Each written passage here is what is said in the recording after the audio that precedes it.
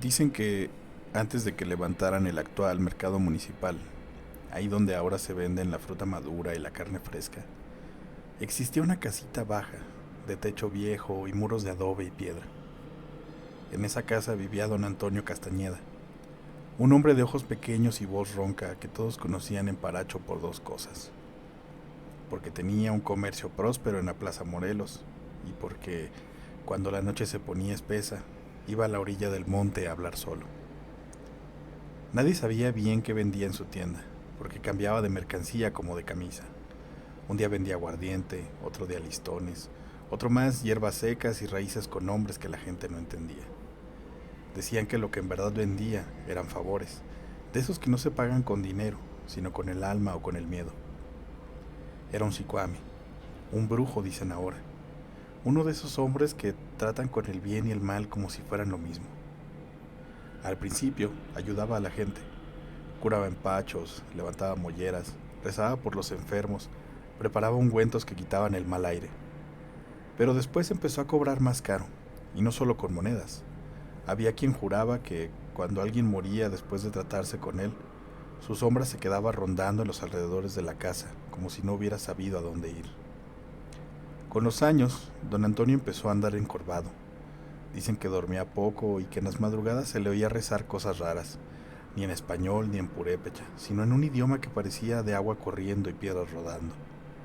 Fue también por esos años que apareció el perro negro. Al principio lo veían echado frente a su tienda, quieto como un bulto. Nadie se atrevía a espantarlo. Luego comenzó a seguir a don Antonio por las calles, despacio, sin hacer ruido, con los ojos brillando como dos ascuas. Algunos aseguraban que lo vieron hablarle, que el viejo lo regañaba como se regaña a un niño terco. Otros decían que ese perro era su compañero, su guardián, o peor aún, su dueño. Cuando don Antonio enfermó, el perro dejó de separarse de la puerta.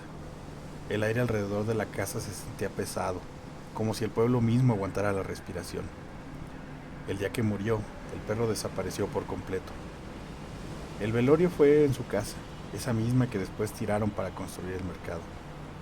Era una noche sin luna y el viento soplaba fuerte, trayendo consigo el olor de las cocinas apagadas, los pinos verdes y las calles solitarias. La gente llegó por respeto, más por curiosidad que por cariño. En esos tiempos el resplandor venía de las velas, de los zocotes y de los carbones que chisporroteaban en braseros improvisados. El cuerpo de don Antonio yacía dentro de una caja de madera.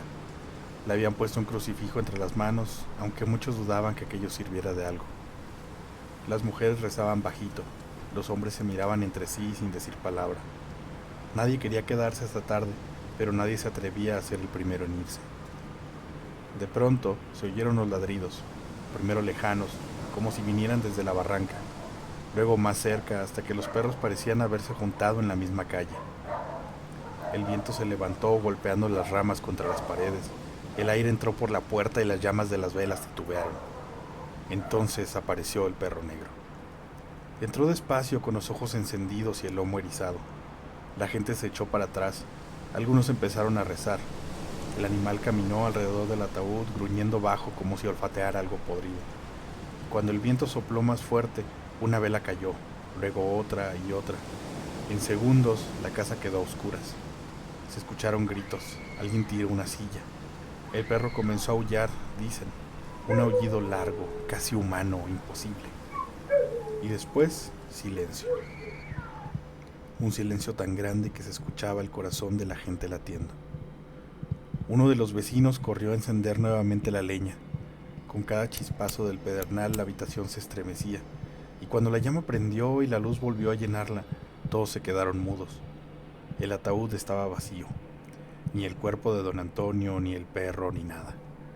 Al otro día, los más valientes fueron a buscarlo por los alrededores, pero no encontraron huella ni olor, solo el rastro de unas patas grandes marcadas sobre la tierra húmeda, que se internaban hacia el cerro y se perdían entre los pinos.